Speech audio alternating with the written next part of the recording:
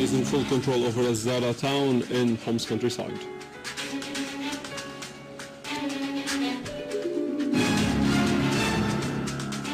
And the Syrian Army unit seizes a pickup car loaded with weapons and ammunition.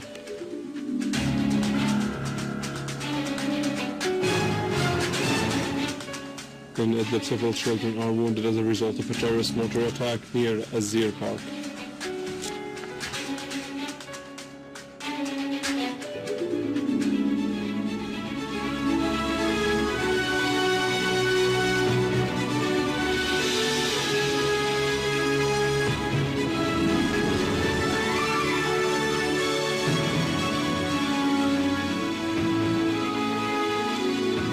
This is news in English from the Syrian Army television in Damascus.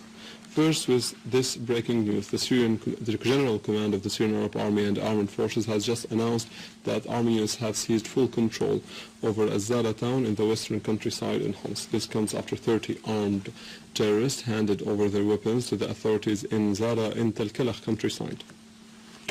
The Syrian Arab Army seized full control over al-Zarah town in the countryside of Talkalakh in Homs province. A military source said that army units killed large numbers of terrorists and destroyed their weapons, noting that a number of terrorists surrendered to the authorities. In the meantime, the Syrian Arab Army units purged al-Hasrajiyya village, which is adjacent to al-Zarah town, from armed terrorist groups. In cooperation with locals, an army unit seizes a pickup car loaded with weapons and ammunition heading to the eastern Ghouta at the entrance of al-Wafidin camp.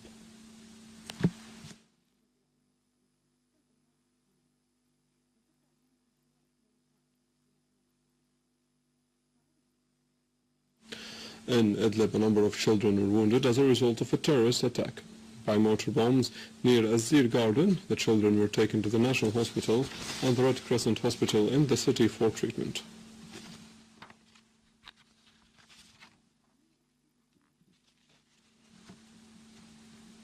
In Damascus countryside, Syrian Arab Army units continue their advancement in Yabroud in the countryside of the Syrian capital, destroying several terrorist cars on the Yabroud-Marmaroun road. Also, military units have targeted terrorist dens in As-Salihiyya and Tellet al-Quz inside Yabroud, killing and wounding several terrorists.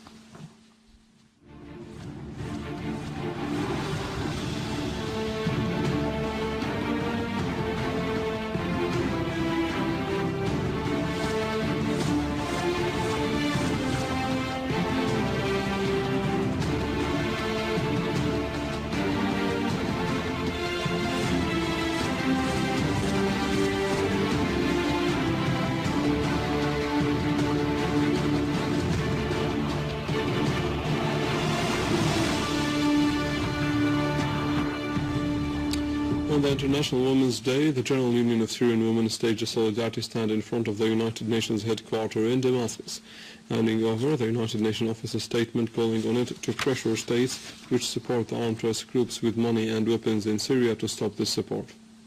Earlier, the General Union of Syrian Women called on international women's organizations to support the Syrian women and the Syrian people's right to live in dignity and freedom. The union urged in a statement addressed to the women of the world on the occasion of the International Women's Day that the world celebrates today to stand up to the government sending terrorists and weapons to Syria so that the Syrian people can live in dignity and freedom. The statement expressed appreciation for all countries and organizations that espoused the rights of Syrian people in face of the war waged against Syria. Syrians across the country continue to stage events and marches to express their loyalty to the homeland and staunch support for the Syrian Arab Army in its battle against terrorism. In Damascus, huge masses took to the streets in Al-Shalwarwar neighborhood to express support to the Syrian Arab Army. Participants carried Syrian flags and banners extolling the heroics of the Syrian Army that is preserving the national unity and territorial integrity. I want to send my greeting and thanks to the Syrian Arab Army who achieved the victory on the land against all the terrorism and promised him to support his efforts to achieve safe to our country. We win this fighting against all the terrorism from all the country by helping our Syrian Arab women. So we are intending to Syrian Arab Army, and we raise our heart for his doing in all our land in Syria. We are here on a march to support the Syrian Arab Army in protecting people from the terrorists of Al-Qaeda and the other Takfiri groups which are supported by Al-Saud. We came to support the Syrian Arab Army, which is defending the unity of our homeland Syria and fighting terrorists. And these marches are biggest proof that the Syrian people are steadfast beside the Syrian army.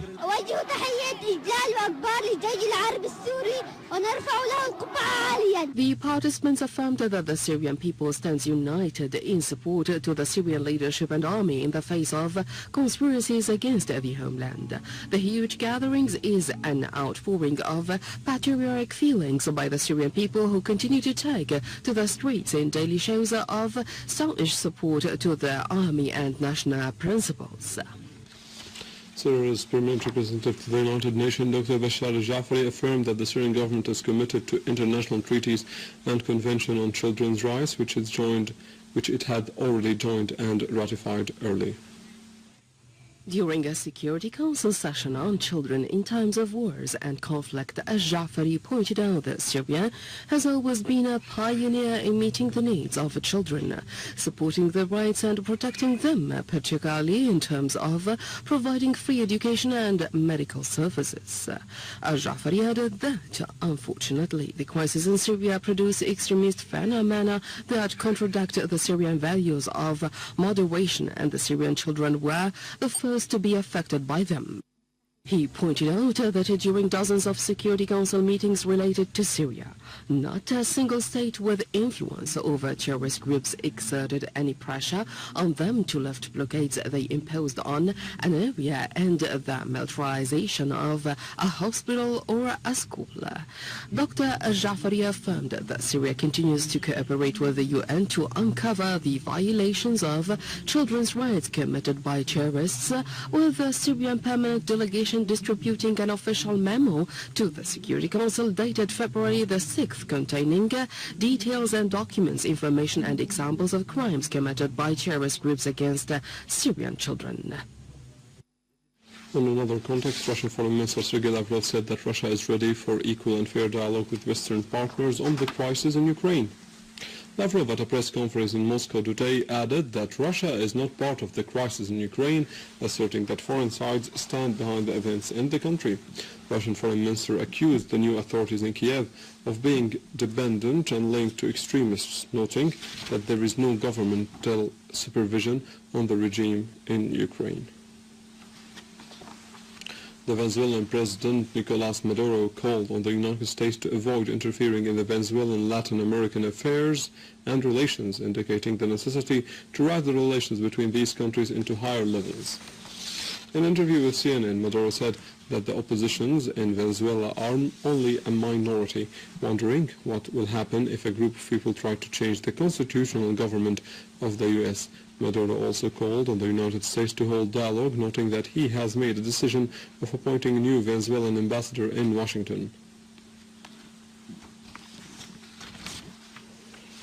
With this, we end our news for today. Thank you for watching. For more details about Syria and the region, and to view this bulletin again, you can always visit our website in English, www.syriaonline.sy. Now to the latest in business and market news with Karim Kukanjdian after a short break.